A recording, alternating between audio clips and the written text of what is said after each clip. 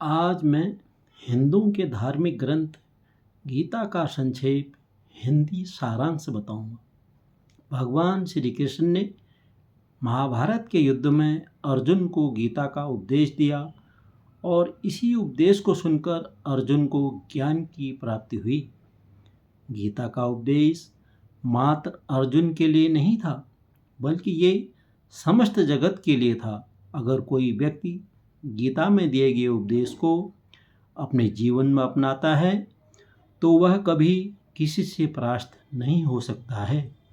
गीता महात्म्य में उपनिषदों को गाय और गीता को उसका दूध कहा गया है। इसका अर्थ है कि उपनिषदों की जो अध्यात्म विद्या है उसको गीता सर्वांश में स्वीकार करती है। गीता के पहले अध्याय का सारांश बताने जा रहा हूँ। अर्जुन ने युद्ध भूमि में भगवान श्री कृष्ण से कहा कि मुझे तो केवल अशुभ लक्षण ही दिखाई दे रहे हैं। युद्ध में स्वजनों को मारने में मुझे कोई कल्याण दिखाई नहीं देता है। मैं न तो विजय चाहता हूँ, न ही राज्य और सुख की इच्छा करता हूँ।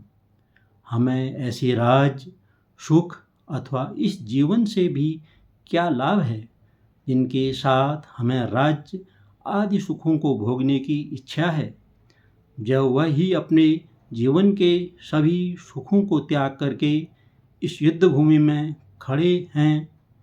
मैं इन सभी को मारना नहीं चाहता। भले ही यह मुझे मार डालें, लेकिन अपने ही कुटुंबियों को मारकर हम कैसे सुखी हो सकते हैं। हम लोग बुद्धिमान होकर भी महान पाप करने को तैयार हो गए हैं, जो राज्य और सुख के लोभ से अपने प्रियजनों को मारने के लिए आतुर हो गए हैं। इस प्रकार शोक से संतप्त होकर अर्जुन युद्ध भूमि में धनुष को त्याग कर रथ पर बैठ गए। तब भगवान श्री कृष्ण ने अपने कर्तव्य को भूल बैठे अर्जुन को उनके कर्तव्य और कर्म के बारे में बताया। भगवान श्री कृष्ण ने अर्जुन को जीवन के सच से परिचित कराया। कृष्ण ने अर्जुन की स्थिति को भांप लिया। भगवान कृष्ण समझ गए कि अर्जुन का शरीर ठीक है, लेकिन युद्ध आरंभ होने से पहले ही उसका मनोबल टूट चुका है। बिना मन के यह शरीर खड़ा नहीं रह सकता।